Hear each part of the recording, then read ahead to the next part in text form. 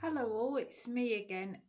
I'm sorry that this is such a quick video from the last one, but initial feedback told me it was really good, but it was too long, so it wouldn't upload on quite a lot of social media. And yeah, that you couldn't really see all of what I had to say, so I'll make this one shorter. Um, Today I'm only going to talk about a couple of books. I was going to talk about picture books, but I've got such a lot that what I've decided to do is concentrate on the essays that I wrote during the MA and the books that I use for them, because that's probably more fruitful. Some of which I am selling, some of which I'm not, but I think it's worthwhile seeing anyway. Two of the essays that I wrote concentrated on black youth and how they're represented in children's literature. I'm saying this because as a teacher, there's it's weird, sort of a white. I'm saying this probably from a point of white privilege, but a white woman teaching black boys seem to get a lot of behaviour problems, or at least I did anyway. I think the boys relate to you in a specific way, and we relate to the boys in a specific way, which probably determines how they're going to behave. So as I was writing and researching for the essays, I'd become aware of that fact.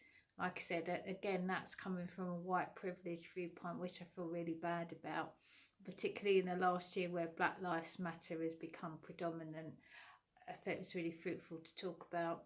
The reason why I did this is, say, having taught quite a lot of black boys over the years, and also realising that black children and characters, BAME characters, are presented in a particular way in children's literature. So I went to a seminar last year, and one of the guys that had been on children's literature in the past, Dean Atta, was speaking, and he's a lovely person. This is a book called Black Flamingo. It's a verse novel, very, very easy to read. It's a young black guy, a gay guy who's coming of age and explores his sexuality, and he's also having trouble becoming used to his identity, because he's from his mum's Cypriot and his dad's Jamaican, so obviously there's that identity going on. It's a really, really nice book. It's very nicely illustrated. I'm lucky because I got Dean to sign it. And Dean's a poet who lives in Glasgow at the moment, but he is from southeast London. Like I say, it's got really nice illustrations on it. And I spoke to him about this book as research for my essay, and what he said to me was that it was very hard for him to write. I suppose it's semi-autobiographical, but I've read it 5 times now, and each time I read it I see different things in it. It's very easy to read because it's a verse novel, but it's great. You must read it. Everyone that I've spoken to has enjoyed it, and it was part of my essay, the complexities of black youth, really. Oh yeah, there's not really a lot more I can say. Really, he talks about using the metaphor of flight and feathers to represent certain points in his life. He flies from certain situation, and he uses feathers to explore his identity at uni. So he was a drag artist, I think, for a while, poet and a drag artist, so that's really great. Yeah, there's not really what I can say without sounding really gushing. I also juxtaposed it in the essay with a book called Julian is a Mermaid. Julian is a Mermaid is a really fun book. Again, I've read it with lots of children that I've tutored. It's about a boy again who wants to be a mermaid. Again, it's so lovely because the people that are in it you just wouldn't expect to see. And my favourite part in it is where he pulls a curtain down and uses it to come to dress up as a mermaid, and also the reaction of his nana who looks after him, and you can see that they're swimming. That's brilliant. I mean, how often would you see a picture like that? Yeah, and writing the essay, I mean, the conclusion that I come to is, again, coming from my white privilege point, I'd sort of pigeonholed probably these boys, which explains to me why they behaved like they had in my lessons.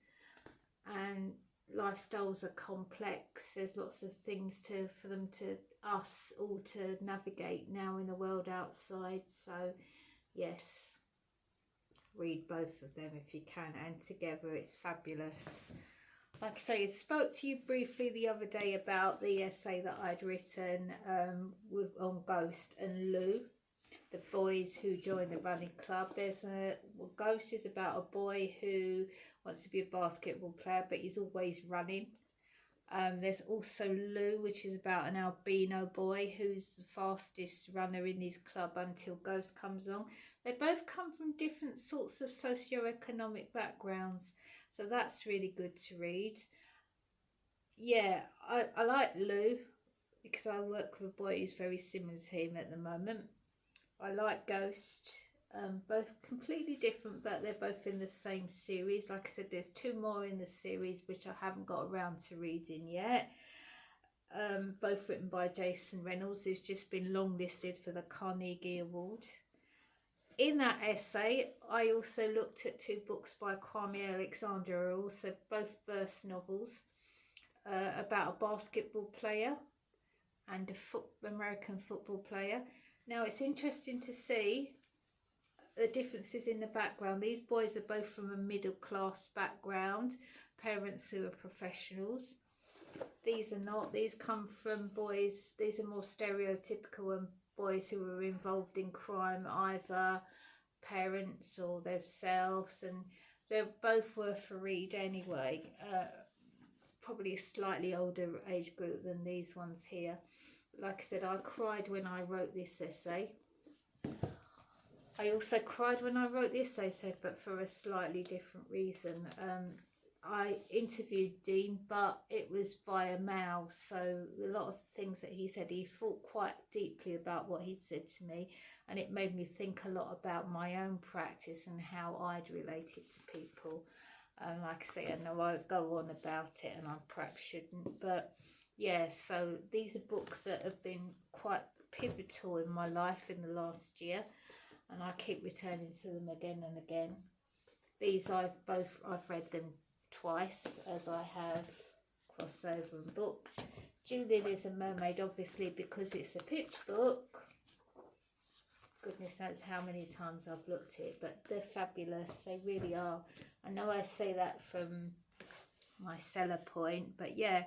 Anyway, I'm in my fitness attire because I've just had a lovely Pilates lesson. I'm nice and relaxed now, and I'm going to go and have some lunch. So different background, different day, and hopefully this will upload. Like I say, keep giving me feedback. I've got the Facebook page. I'm starting to write a newsletter, and next week I'll be back at school, so I don't expect I'll be doing any more of these for a while. I'm going to try and do them on a weekly basis. But yeah, nice to see you, and the sun is shining today, so enjoy the rest of your week. Thank you.